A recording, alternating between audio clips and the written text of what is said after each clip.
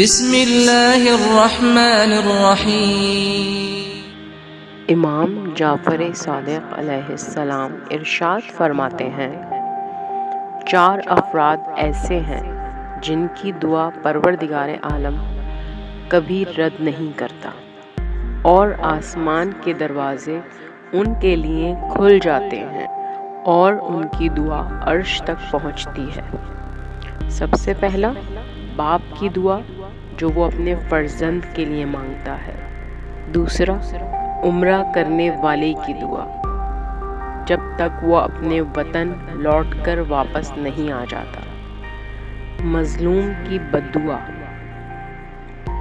جو کہ اس پر ظلم کرنے والے کے خلاف ہو۔ اور چوتھا، روزے دار کی دعا اس وقت تک جب تک وہ افطار کرے۔